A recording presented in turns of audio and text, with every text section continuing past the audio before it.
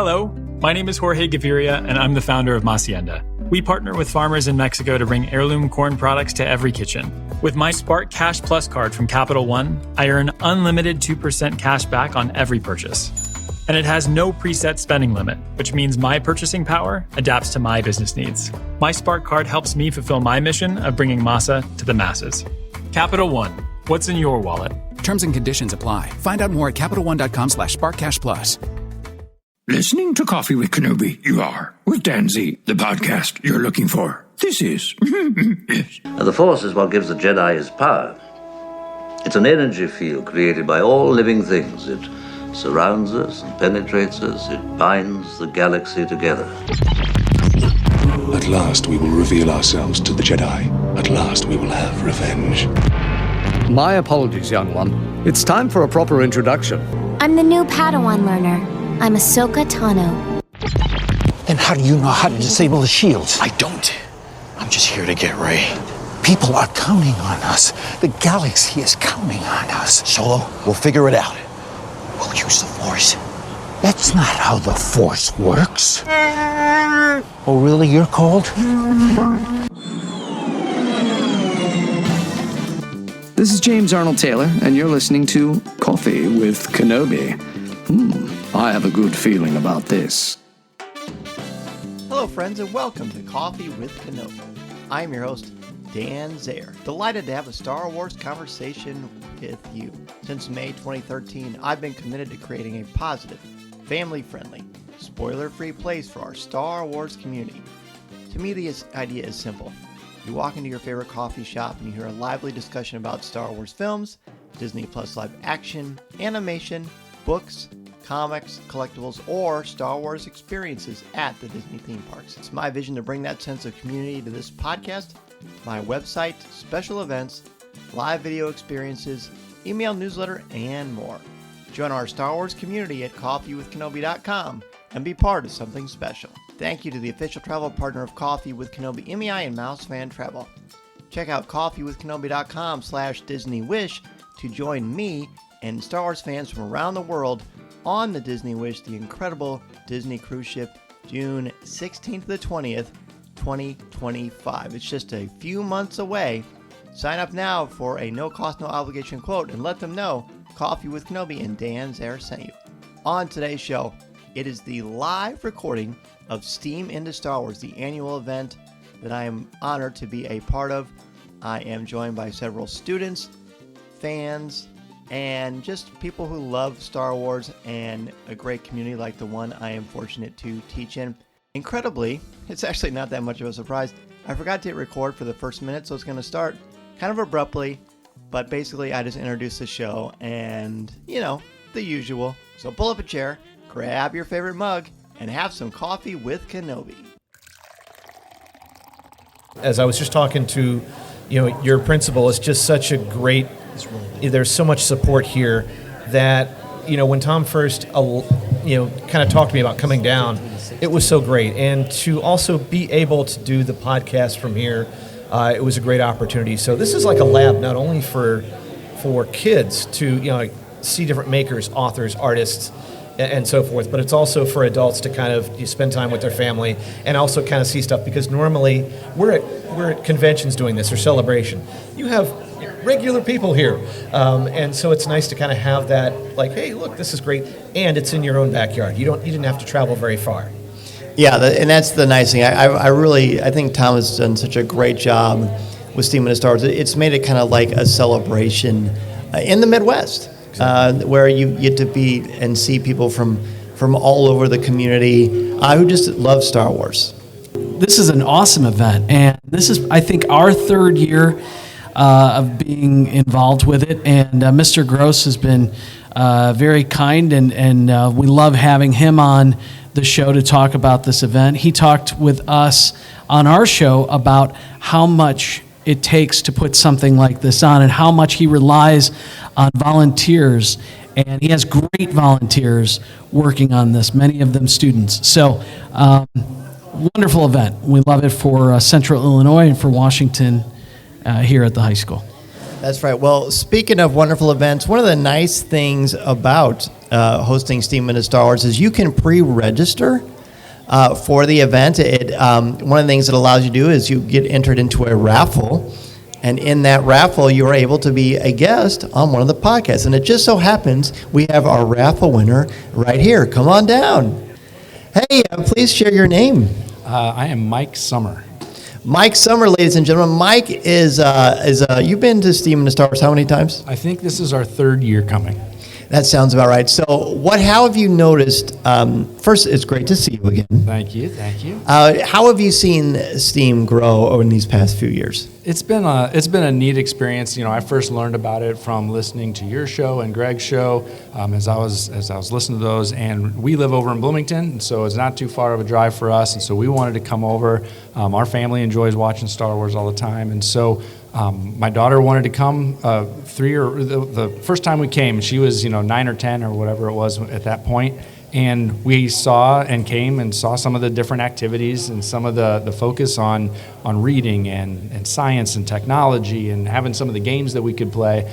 And that was just something that I saw a lot of fun, the fun that she was having. And then, I was having fun watching her. And then when we've come back to see the integration of the different vendors and the different artists, and it's really neat to see the alumni from the school that have come back and shared some of the things that they've been able to experience in their careers and their budding careers, and see it all connect to Star Wars. This thing that we all really enjoy and love has been cool to see. And so it's that I think Greg was mentioning it, that diversity of activities, the diversity of backgrounds, that's been really neat to see that all integrated in one.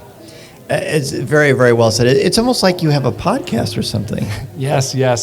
I have a podcast called the Wax Pack Hero Sports Card Minute, mainly focused on sports cards and collecting and things like that I've been doing for the last 5 years. Yeah, so for 5 years, over 300 episodes, I didn't miss a week, and just here at the start of the year, I've started to scale that back a little bit to be able to get some time back for some family activities and things like that.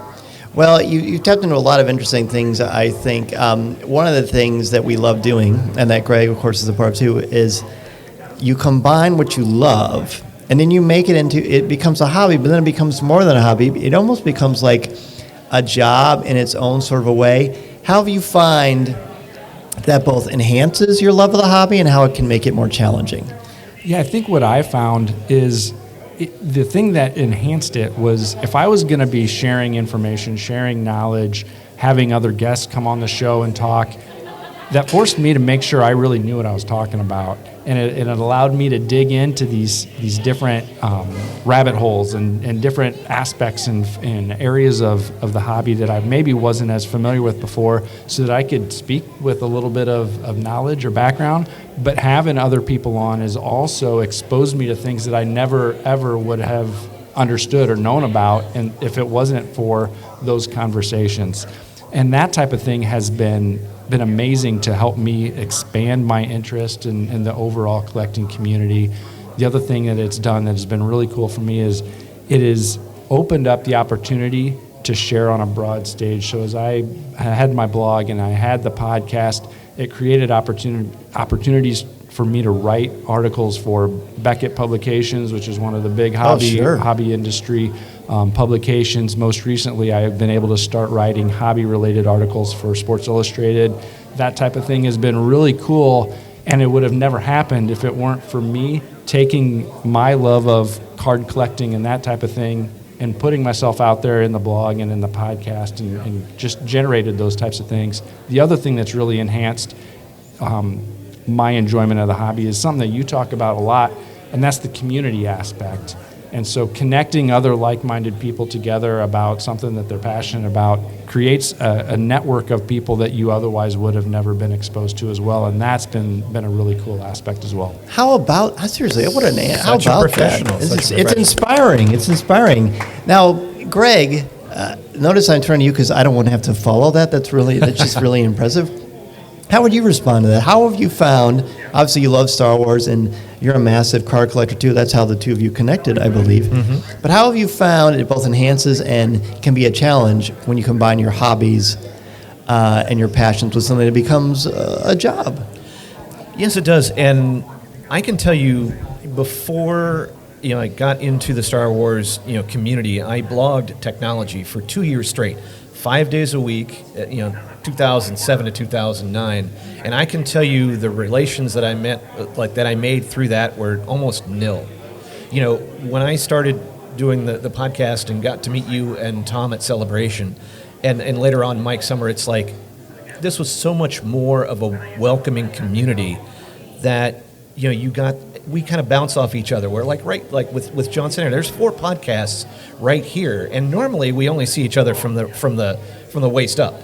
We actually see legs this time, and that's what's kind of nice. But it's everybody's out there, and you're a big champion for us to go. I want you to help you.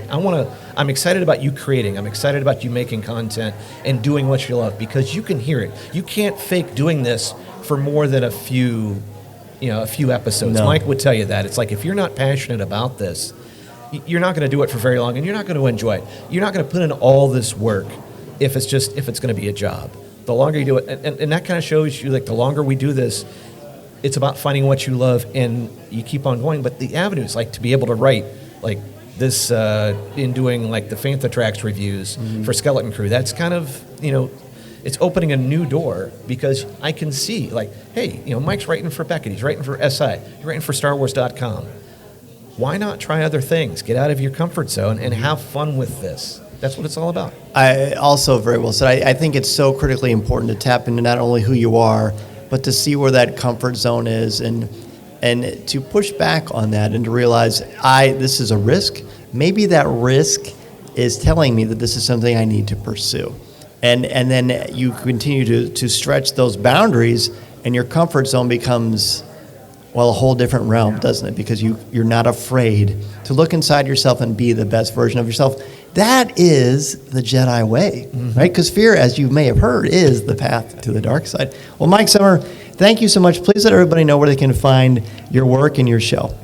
Yeah, you can find the blog at waxpackhero.com. That's kind of the central landing page. That's where I also link out the podcast. But the podcast, Wax Pack Hero Sports Card Minute, is on pretty much every podcast platform that's out there too. And so those would be the 2 main places that I'd say to go. Well, Mike, thank you so much for being on the show, for your love of Star Wars and community, and just for being you. Thanks so much. Thank you. Thanks for having me. And Dan, can I just say, being a podcast listener, it's so awesome when you can see the podcast you listen to in person. You're like, wow, they're right there. So sometimes you kind of have to get a step out of yourself going, oh, that's right, I'm actually in the show, but I'm also a listener. It's so great. I know it's funny, because then I've had that good fortune on a few occasions, and then you realize, oh, wait, I better actually talk. I'm not actually just listening. Instead of just talking back to the car, you actually have to talk into the microphone. John, I asked these both Mike and Greg about combining your passion and your interest into something that you produce, a product that becomes very much a job. How would you say that has impacted you? Because the Hyperion Hub's been going on for 3 years, right? This will be 5 years. Right. I mean, I'm not a math teacher. I think that's been well established in the history of the show. Yeah. We decided to do this. I'd been wanting to do a podcast for a long time, and I just didn't understand the ins and outs, what it would take. And then the more I thought about it, I realized, first of all, just do it, right? The Nike slogan, but also find people who you relate to, and maybe you can figure out a way to make something that people might want to listen to. So I was lucky enough to find our co-hosts, Sean Degenhart and John Redling Schaefer, and we all so happen to live in Washington, Illinois. We all have connections with Disney, and we have a passion for Disney, and we have different levels of passion for different parts of Disney. John Redling Schaefer isn't, as you know, may have not heard. He's been on your show. Yes. He's not the biggest Star Wars fan, so he's going through a journey to watch all the Star Wars movies, which is awesome for him to share those stories and kind of relive what it was like to first experience Star Wars through somebody else's eyes. Sean has been involved with music and Disney, so it was easy to kind of find these folks, then to find out that they're great on the mic and they know what they're doing. to entertain and to help tell their story was just a plus. So sometimes it does feel a little bit like a job when you're editing at midnight on a Tuesday or whatever, but I love putting out the show. We get pretty nice feedback, but we're making connections with folks in our little community that I wouldn't have had without our podcast. It does open doors, and I think an important part that all of you hit on is that you are telling a story, right? A story isn't just like a centralized character and a central theme. It is, but it's also like your story, your personal story, and how you view things. And I see we've got a couple of people out in the audience who have their own Star Wars stories and their own passion for Star Wars. So let's bring a few of them up on stage. Oh, you knew I was going to do it. Tyler, you're not immune from this either. All right, please introduce yourself, sir. My name is Darren. I'm from Washington. Darren, excellent. Great to have you. Darren has been an excellent supporter of Coffee with Kenobi over the years, a frequent guest on CWK Live. Darren, what is your Star Wars story? How did you first fall in love with Star Wars? Oh, my. If you want to listen to this anyway. My first experience with Star Wars, I was actually around 8 years old or something, and my parents would take me to the theater, and we were going to go watch it, but we couldn't because there was a line like all the way out around the theater and stuff. So I was like, oh, okay. But we finally went back and saw it, and it was like, oh, wow. This is something I've never seen before. This is unbelievable. And basically from seeing A New Hope, the first time when it had come out was just unbelievable, and I was stuck right there.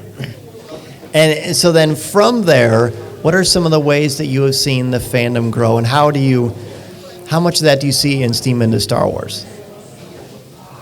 How have I seen the fandom grow, plus combining it with your love of Star Wars? How is that? What is it out there in fandom and that Lucasfilm has shared with us that has continued to keep you coming back for more?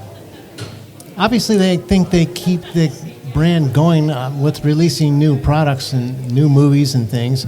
Mainly, I think the movies are what really push it more.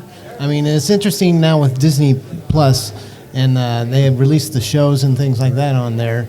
That helps, but sometimes it feels like things get lost in that because those shows are so long. Mm-hmm. When you can put it into a certain movie like they do and have such a big impact that way, I think that really helps it grow better that way.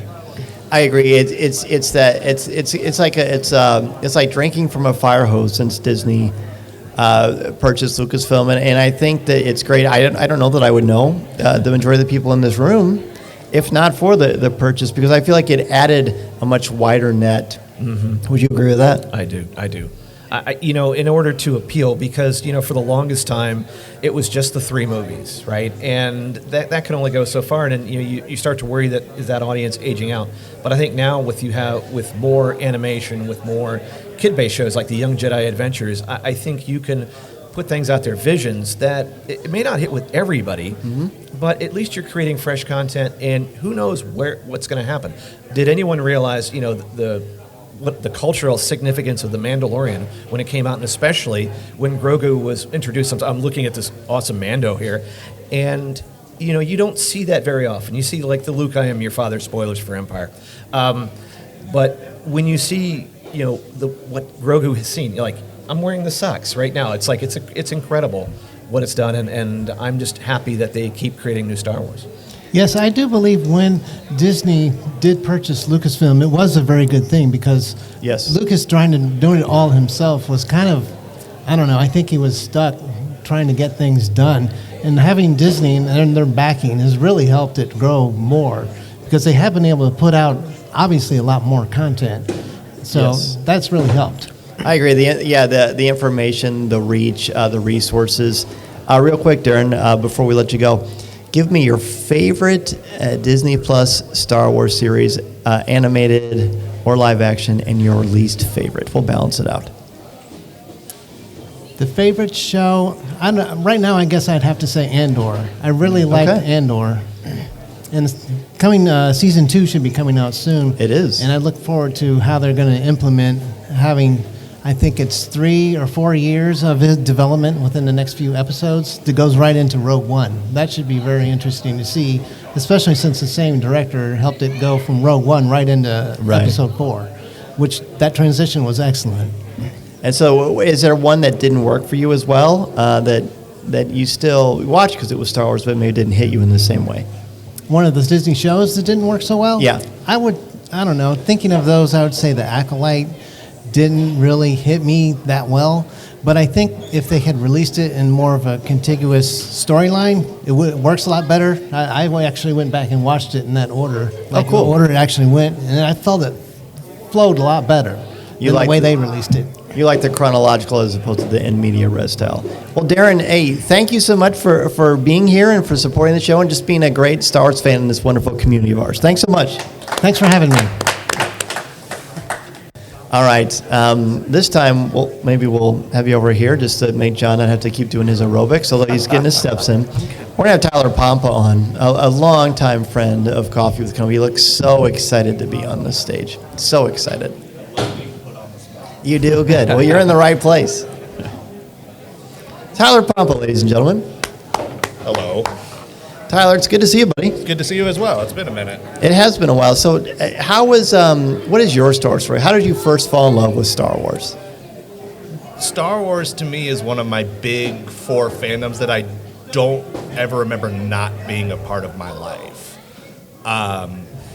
Pretty much like as far back as this brain can think of it, it's been there. You know, I have my mom to thank for that. She's the one who really got me into it. So, like, she's been a fan her whole life, and just kind of passed on to me and my siblings. So, and then with that, was there a certain story that or a character maybe that you connect to and thought, yeah, this is it?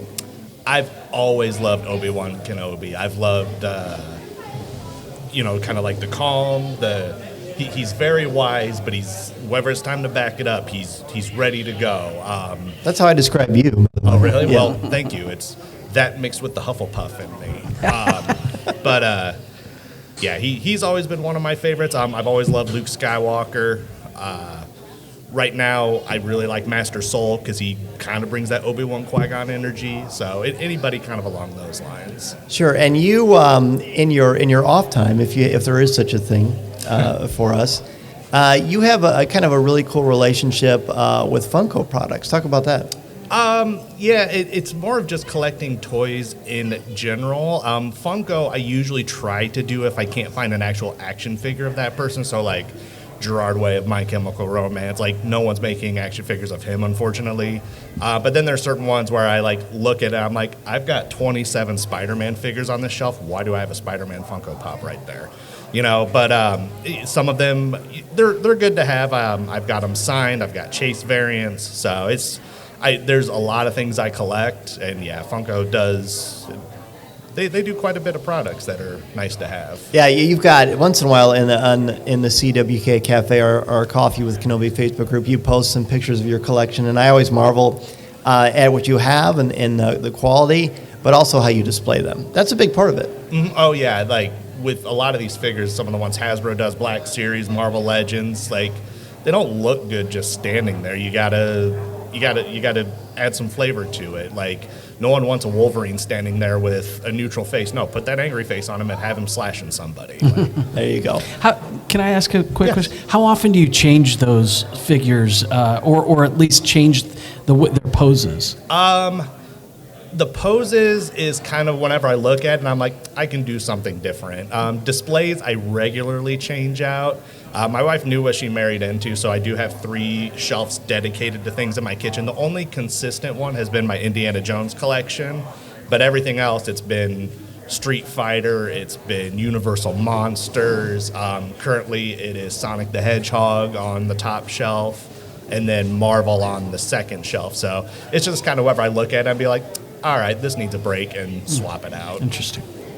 I try to do that too. You have to kind of freshen up, because you freshen up for yourself, and it continues to kind of kindle that passion. Yes, it does. Yeah, and and sometimes I'll get something new, and then that around this time last year, I got really into Dragon Ball Z, which I hadn't been into since high school. And so for a while, I had a bunch of multi-haired yelling weirdos on one shelf just in the kitchen. And then like that, it like kind of went away. And I'm like, well, what can I put here instead? And now all the Dragon Ball figures are toted up.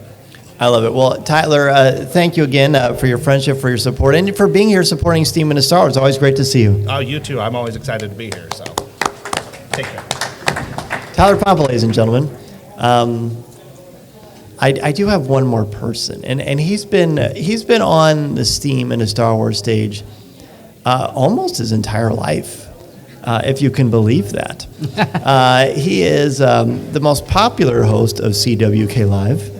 It is Mr. Mason Zehr. Mason, welcome back to the show, pal. Thank you. I feel like I was just on this yesterday. I agree with that. So tell me, for you, now you kind of talked about this earlier on the Hyperion Hub, and you may, I don't know if you talked about it or not, we talked about, I've been bragging about you for a long time, but what is your Star Wars story? When I was 4, you showed me the first movies, and you would always record whatever I said while we were watching the movies. And I want to be clear on this. Yes. So what I would do is I had a small portable Zoom, and I would just hit record, and I would just put it on the couch between us. And I didn't necessarily say anything. And it'll never be something that I'm going to share. It's never been mass produced.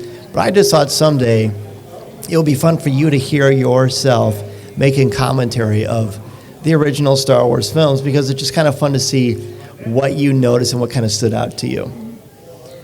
The one that did stand out to me a lot was when Darth Vader told Luke that he was his father, and I said, Dad, is that really true? Yeah, this is true, you had the exact same reaction that I did when I first saw The Empire Strikes Back. He said, no, I am your father.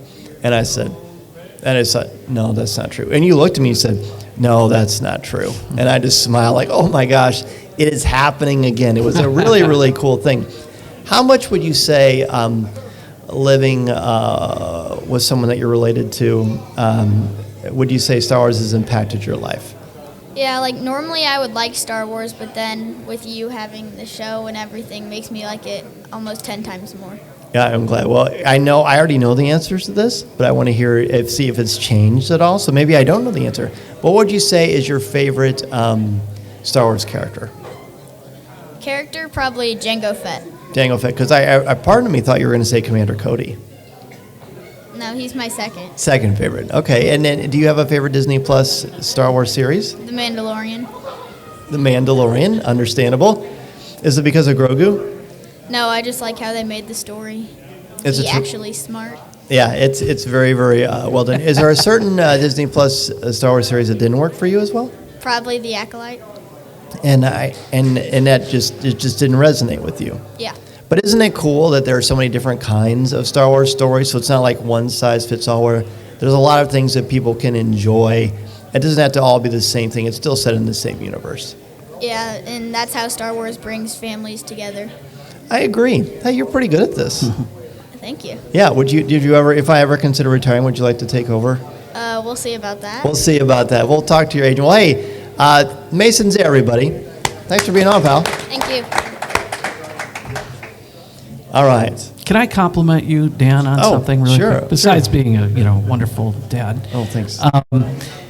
Something that your show does that I love is it embraces all likes. I mean, I would probably echo about the Acolyte, but there's a group of folks out there who like it, and it's for them. That's fine. I love the fact that you encourage people to care about, or to show what they love, talk about what they love, and share their passions. Whether or not you enjoy it the same way, that doesn't matter. There's never a toxicity. Is that the right word? It is. Of this in this group, and that's why your podcast is so awesome. Yours as well, Greg. I never hear that as same thing. I could say the same thing for your show. Well, thank you. And another thing is, especially when you're talking about these shows, is and we learned this from Dan, is that you want to create a space where it's okay to say you like it or you don't like it, or if you have some criticism, but if you can kind of bring what those reasonings are and have a conversation rather than talking down either to another person or an audience saying, well, this stinks. You know, you like everybody else, you're like, I would like to know reasons, because I think when you have that dialogue and discussion, then there's a lot more you gain from it rather than just like your hot take. You're not wrong for liking something. Right. You know what I mean? And that's the problem with some social media, and especially some sites. Just because let me say this, there are aspects of everything in Star Wars that I love. Everything. There are certain moments that speak to me, and I may not like the whole general story arc of whatever we're talking about, but there are moments. And that's the best part of being a part of a group like this. Well, I appreciate both of you saying that very much. The community aspect is the most important. I've always believed that it's okay to disagree, but not to be disagreeable, right? There are going to be some things that hit us because we're all made differently. We all have different experiences. We all have different likes and dislikes, and I think those are all big factors in that entire thing. So we have another guest who wants to share their Star Wars story with us. She is actually a current student of mine. Go ahead and introduce yourself. Hello, I'm Aubrey Mattingly at Washington High School. So Aubrey, you said, it's fair to say that right now you're not necessarily like big time into Star Wars, but you did in fact go through a Star Wars phase. Tell us about that. Yeah, so I had a Star Wars phase probably 4th grade. I dressed up as Rey for Halloween. I had one of the Darth Vader masks. So you had a Darth Vader mask when you were like 14? Yeah, it was from Disney World. Did you, have you been to Galaxy's Edge? Yeah, I was there. Yep. What did you think of it? It was cool. I saw Chewbacca and then Stormtroopers. Yeah. Thank you so much for being on the show. Thank you for having me. So we're actually going to transition to a different thing. So this is 2025. Did everyone know that? Yeah, that's not a spoiler, is it? Still writing my checks the wrong way. Yeah, I know. It takes a few weeks. But I want to talk about what we're most looking forward to in Star Wars in 2025. Because there are a lot of things that are going to happen. There are a lot of things that have not been yet announced that we're not quite sure about. But what are some things that both of you are looking forward to in Star Wars in 2025? Start over there. Start with me. I would have to say probably the first thing would be Andor Season 2. And I think in seeing, I think Rogue One, when it first came out, it really hit in a way I wasn't expecting. I mean, to me, it was sort of like this is what Star Wars was to someone my age. And, it really, and you see the sacrifices and everything about that. And Andor Season 1 was just a triumph. And I know that it hits with different folks, but it seemed like the writing was on another level. And so I would say for me, Season 2 is just going to be, I think when we're going to get done, we're going, I know they kind of condensed it, but I'm going to be like, oh, I wish there were more, because it was just so many characters and the acting and all that. So that's probably the biggest thing as far as like a Disney Plus or like something on the screen. So the next movie is The Mandalorian and Grogu. Is that Correct. This year? No, it won't be this year. That won't be this year. 2026. Okay. Well, I'll tell you what I am looking forward to. It's the build-up to that movie. In all honesty, the Mando universe, the Dave Filoni kind of story universe that he's creating, I think, along with Andor. He took the best answer. I couldn't follow that. But you'll have a different way to explain it. You can certainly say Andor. So you loved the first season? Loved the first season. Even though it's dark Star Wars, it was rich. I thought it was a brilliant story all the way throughout, and the characters, seeing the prison from the inside, understanding what they're working on, how that all fits into the universe was intriguing to me. And yeah, I really truly enjoyed that show. Mando seasons 1 and 2 are still above it, in my opinion. Yeah. But Andor is probably right behind it. Well, that's another example of the different ways that you can tell a story, right? Andor didn't have the same audience that Young Jedi Adventures has, right? Cradle to grave. That's a good way to describe it. Being then like The Mandalorian, I kind of think it's certainly more grown up, but it's still not like the Acolyte, right? I mean, they have different levels. And then you've got Skeleton Crew, which is almost a one-size-fits-all, except the last season totally, or the last episode totally, the 7th episode was certainly a lot darker. But there's still so much to enjoy. It's a big buffet, right? You don't have to put everything on the plate, but you still got the galaxy right here, and you can just enjoy what you want, which is a nice thing. I would say the thing I'm most looking forward to is Star Wars Celebration Japan. Star Wars Celebration Japan is I think it's in April. Yes, it's April over the Easter weekend. I want to say, 18 to 20? That sounds right. So I'm pretty confident that it's going to be a spectacular weekend. I think there's going to be some spectacular announcements. Typically, Star Wars Celebration. Has anyone here ever been to a Star Wars Celebration before?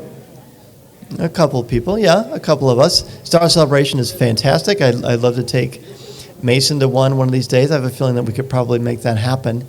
And there's just such an environment, much like here at S.T.E.A.M and Star Wars. But at Celebration, you're around so many like-minded people from all over the place, all over the world, all over the galaxy. And they show clips and announcements, and there's exclusive merchandise. And speaking of that, I think I've been to like 7 celebrations. Last year, 2 years ago, I went to Star Wars Celebration Europe. It was in London. And I got Star Wars Celebration Funko Pop. In fact, I think I'm going to give it away right now. Wow. And this is what's kind of exciting, because it's show exclusives that are amazing. And John, you would know this from attending different Disney events where it's that little souvenir. It doesn't have to be anything major. In this case, this is major. But this is amazing. Yeah, absolutely. So this is the Funko Pop Star Wars Celebration 2023. It is R2-D2 and R5-D4. It was a 2-pack. Again, it's got the Europe 2023 Star Wars Celebration on it. And we've got 1, 2... I don't think you're eligible. Sorry, pal. 1, 2. That's children Mason. of Coffee with Kenobi or not? Yeah, children of Coffee with Kenobi are not. Employees are not. 1, 2, 3, 4, 5, 6. So I'm gonna make this as fair as possible. I'm gonna give everybody a number, and I'm just gonna look up the number randomizer on my cell phone. This is science right here, everybody. He has a nice phone too, by the way. Oh, thank you. And we're just gonna do see who gets it. John needs to be humming during the entire. Well, I'm thinking about Star Wars Celebration Japan. I would love to hear. That's an interesting market to have the next celebration there. We can talk about that after this. So we've got who would like to be eligible for this Funko Pop. If you'd like to be eligible for this Funko Pop, come on up here so I can be very, very clear about numbers. Yeah, come on up, stand up here. Mandalorian. Yeah. This is the way. Yes. Okay. So let's just stand up left to right in single file. Let's do that. We've got 1, 2, 3, 4, 5, 6, 7. So Mando, you're 1, 2, 3. Tyler, 4, 5, 6, and 7. So I'm going to do 1 through 7. Just to be clear, Grogu doesn't get you an extra chance. Hey. Okay, so I'm going to hit generate, and if your number is called, you're going to get this Funko Pop. You ready? Number 3. Whoa. Congratulations. Thank you. You're so welcome. Thank you. All right, now you can stay up here. I've got a couple more prizes. Oh, the thing is back. Now these are 2 exclusive pins if you are a pin collector. If you're not a pin collector, then no big deal. Does anybody want to stay up here for the pins? The question is, would you trade the Farm and Fleet hoodie for what we have in the bag? That's the thing. It'd be tough to get rid of. That's such a great hoodie. Okay. So these are also limited. This is a May the 4th Be With You from 2021 exclusive pin from the Disney theme parks. It's a gorgeous pin. And then we've also got a limited release of the Bad Batch. Okay. And you two, if you want to be a part of it, you can also. You want it? I mean, I will donate to. You will donate. What about you? Yeah. I'll opt out because I want somebody. Okay. Frank Mulder's crying somewhere. Okay, so we'll just do. We're gonna. I guess we'll renumber it since we have someone. Yeah. Okay. So stand up. So we're just gonna give you a new number. It's not the Squid Games, folks. 1, 2, 3, 4, 5, 6. Okay, let's see what happens.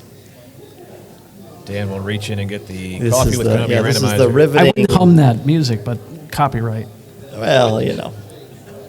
Whoops. No, it's not the Fidelity. Okay, so first we're going to do the May the 4th, and of course you can trade if you want to. Number 2. Hey! It's the hoodie that's doing it, I'm telling you. All right, so let's do one more time for the Bad Batch. Number 3. That's you, pal. Nice. Congratulations, everybody. Woo! That's some nice merch. No problem at all. So I think I'd like to get a couple other people up here to share their Star Wars stories. So please, welcome to the show. Please share your name with us. My name's Don Sturm.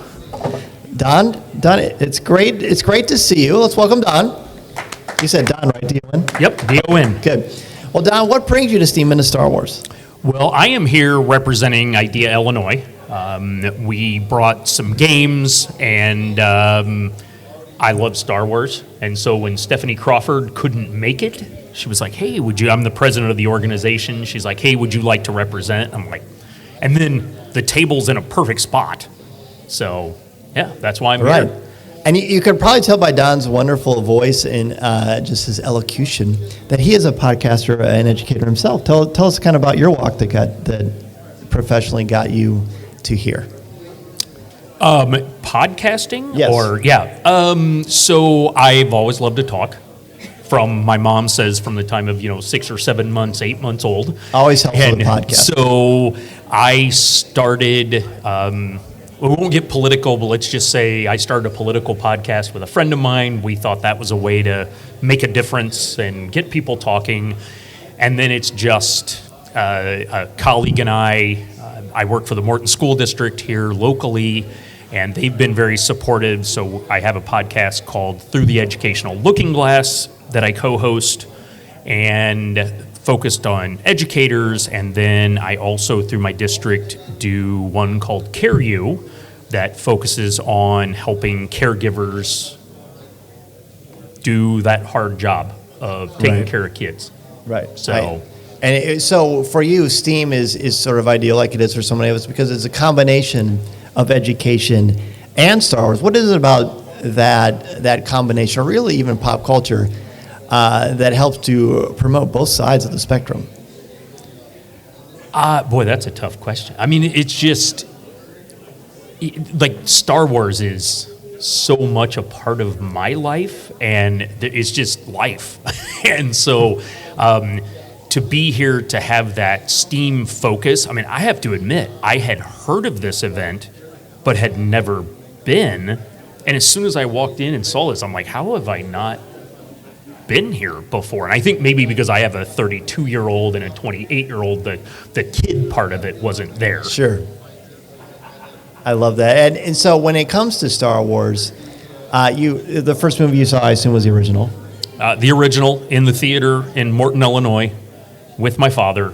And the idea, like, it almost brought a tear to my eye when you said you put that recorder between. I was like, why did I not think about that? Why didn't I? Because my son was of the age when they re-released. 97. Yeah, he was born in 92. So I was taking him to those. And then, of course, he had to hear the stories about how, when I was younger, it was, and, he played along, but my son enjoys Star Wars. Not my daughter, not so much. My wife, not so much. Yes. I see. And honestly, I will say that the recordings I have of Mason commenting, that's the greatest Star Wars collectible I could ever have. Because I just get to hear this sweet little pure voice without any sort of outside influence of it, and just enjoying stuff, right? And I could get choked up talking about it. Oh, yeah. I mean, I was back there and I'm like, oh, boy, that's that. I never even thought about that. It's all the things that I remember thinking, I wish someone did this for me. But you think of it later as an adult. Yeah. And it just kind of brings it all together. Do you have a big Star Wars collection? No, I'm not it's kind of funny because I'm not a collector. Now, I look back at growing up, I can't imagine how much money I would have available to me if I wouldn't have taken things out of packages and all of those kinds of things. So, but no, not a big collector. And I was just talking to a gentleman who came to the booth and he had won some books. And I said, as much as I love Star Wars, I love to read. I'm not a big reader of Star Wars. I like the visual because I'm not a fantasy person by nature and sci-fi. Mm-hmm. But there's something about the story and the visual of Star Wars that sticks out. I was a history teacher when I was in the classroom, and the number of times I would share, like, oh, this is like Nazi Germany. This is like let's put that into context. And so it's funny because while I love Star Wars, it's like the movies and the visuals and the series that I enjoy. Absolutely. It's that science fantasy, right? It kind of scratches all those proverbial itches. Well, it's such a pleasure. Looking forward to much more communication and collaboration in the future. Thanks for joining us. Yeah, thank you. All right, so there's one guy that we haven't had yet. He's managed to avoid me so far. But I have a microphone. And you have a reach with that microphone. Yes. We're looking for Tom Gross. Tom Gross is the grand poobah of STEAM in the Star Wars. It's fun for me to see former students cringe when I say things. It's just like you're back in the classroom still. It's great. Let's bring up Mr. Tom Gross, who has found his coffee mug. Hello. Hello. Didn't you mean hello there? He's too distracted. Yes. All right. Well, I got to wave at everybody. How's it going, bud? Good. How are you? I am great. Are you ready to settle down? You know how Santa Claus, Boxing Day, that's his day where he takes a rest. Well, Christmas is not unlike STEAM for our Santa Claus here, Mr. Tom Gross. There's so much work, so much prep, so much love, so much coordination that goes into this, and you continue to outdo yourself every single year. What has it been like for you to have this thing develop for the 9th straight year? Oh, I love this show. It's been fun to watch it grow over the years and all the things that we've added from, and you've been with me since the very beginning, Dan, and from a Star Wars Reads Day in October to where we just had a few people in here, vendors and whatnot, and then every year it grows and gets larger, and so this year is, we have a whole gym in addition to this space here. More vendors, more people just coming and enjoying and having a good time.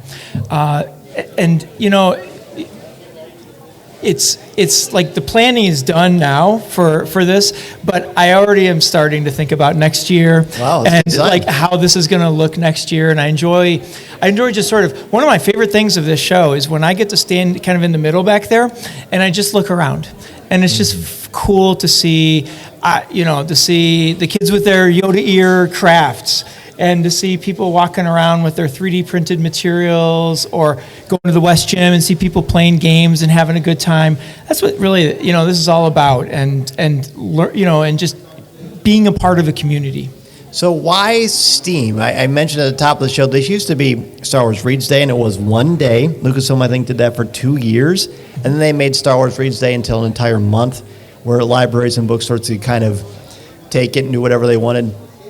But it was always during a certain month, so maybe I'm kind of spoiling the answer. But why is it better? I think it's much better to kind of morph this into STEAM.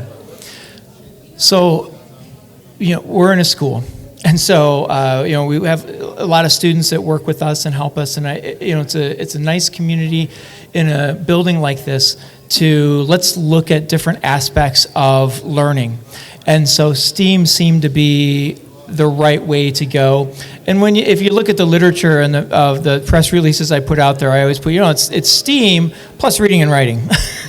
Because that's not, reading and writing is a part of STEAM, it's part of the arts aspect, but I put it out there a little bit more. But so I just think it's, in the world we live in today, being aware of and knowing that science, technology, engineering, arts, and math, they all tie together. And they all are part of the world that we live in, and a good awareness of it just makes us richer as people. And so, I like it because we get a lot of vendors that really appeal to the different aspects of STEAM. It's one of the things we're really going for. The thing that we added biggest this year was the gaming community.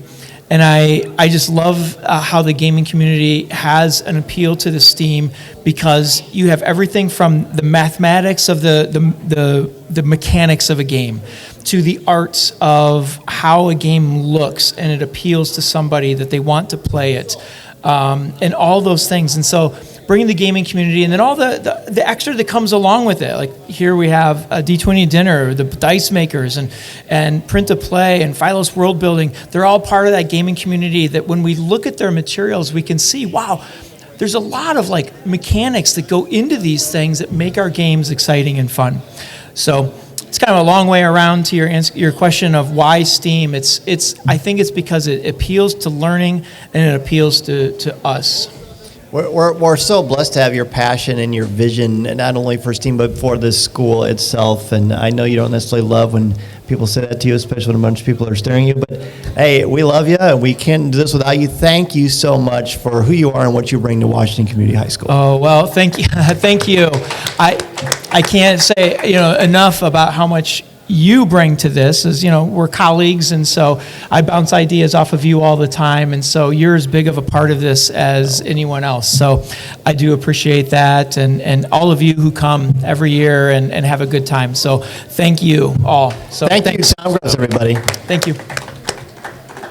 So we're here with one more guest, a current student of mine. Please introduce yourself. Hello, my name is Courtney Carbaugh. Courtney, it's great to have you on the show. And one of the first things you told me when I met you was that you're a Star Wars fan, right? Big Star Wars fan. Tell me about it. So I started watching Star Wars as a young girl. My dad started me on, obviously, number 4, because in chronological order, it started 4, 5, 6. So, of course, I watched them in that order. But then, as I got older, I was allowed to watch 1, 2, and 3. And let me tell you, Revenge of the Sith is my favorite movie all time. So you started telling me before we recorded that you wanted to talk about Revenge of the Sith, and it's a great story. Did you know that I've met and got to have Hayden Christensen on the show before? Wow, you're a very lucky guy. What is it that you love about Revenge of the Sith? I really enjoy, Anakin and Obi-Wan's fight. It's absolutely insane. It gives me chills when I think about it, and honestly, that's why I love it so much. So is it the choreography or just like kind of what's behind the narrative structure of the... I just love that it's like, Anakin grew up with Obi-Wan, and now it's just kind of like basically father-son going at it. And, of course, Obi-Wan, takes him down. It's honestly one of the most important movies in the series because that's what created Darth Vader. So, Look at you. I'm legit impressed. What else do you love about Star Wars? Because there must have been something. Because sometimes it's hard to get somebody to start watching it. Well, actually, that's not true. But what is it about Star Wars that first drew you in? It was just because your family liked it? I think my dad did just like it. And so I started watching it with him. My older brother also really likes it. And so it's kind of been something that we all have in common and can just talk about. And we talk about it a lot. So it just gets brought up a lot. Are you watching Skeleton Crew? I'm not. Should I be?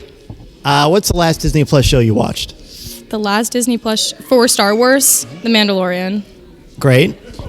I didn't finish it. I'm so sorry. I know it's against whatever. Yeah, I didn't finish it. I think I got too busy, and honestly, it just didn't stay on my mind. That's fair. Well, I think you might like Skeleton Crew. Okay. I'll have to follow up on that. But hey, thank you so much for being on Coffee with Kenobi. Of course. May I just say, I was born on May 4th, so it's in my blood to just, may the Force be with me always. Goodbye. Listening to Coffee with Kenobi, you are with Dan Z, the podcast you're looking for. This is...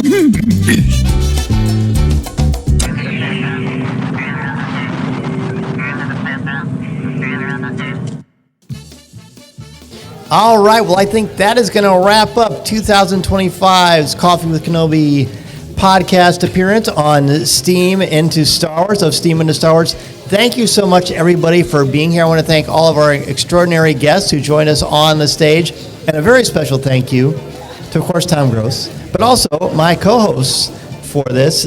Thank you for adding some some class to this podcast stage. We really appreciate that. First, thank you, John Alois from the Hyperion Hub. John, where can people find you and the show? You can find us on any podcast platform. Make sure you subscribe. You never miss an episode. We talk to authors, producers, other fans, podcasters. You name it. We are a Disney podcast, and so we're so happy to have Star Wars as part of that community as well. Thank you, Dan. May the Force be with you. Love it. Hey, and with your spirit. Is that, well, that's what we say as a good Catholic like myself. And Greg from the Rebel Base Card, Greg McLaughlin. Greg, thank you as always for joining us. Greg has an incredible Star Wars podcast. Please let us know where they can find it and what's going on with the show. Well, thank you, Dan. So along with Coffee with Kenobi and the Hyperion Hub, you can find me on the socials and on most podcast platforms at the Rebel Base Card or just at Rebel Base Card. And you can find Coffee with Kenobi all over social media. You can go to the website coffeewithkenobi.com. If you're planning on booking a Disney vacation, please go to the official travel partner of Coffee with Kenobi, MEI and Mouse Fan Travel. Find out more and get your no-cost, no-obligation quote at coffeewithkenobi.com/mousefan-travel. Thank you again, everybody, for joining us here on S.T.E.A.M and Star Wars. Enjoy the rest of the event, and thanks again for being such a positive light in this community. I'm Dan Zehr, reminding you that this is the podcast you're looking for. This podcast is not endorsed by the Walt Disney Company or Lucasfilm Limited. It is intended for entertainment and informational purposes only. The official Star Wars website can be found at www.starwars.com. Star Wars, all names, sounds, and any other Star Wars-related items are registered trademarks and/or copyrights of Disney and their respective trademark and copyright holders. All original content of this podcast is the intellectual property of Coffee with Kenobi unless otherwise indicated. This is the podcast you're looking for. There's no one here. Move along. Move along.